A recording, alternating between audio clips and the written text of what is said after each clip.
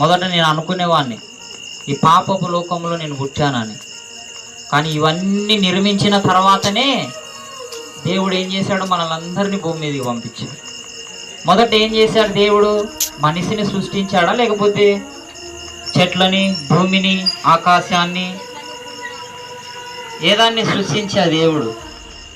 మరి మొదట మనిషిని సృష్టించవచ్చు కదా, మనిషినే చేయొచ్చు కదా. ఇవన్నీ పెట్టి దేవుడు ఏం చేశాడట? నరుని భూమి మీదకి పంపించాడు. చదువు తర్వాత.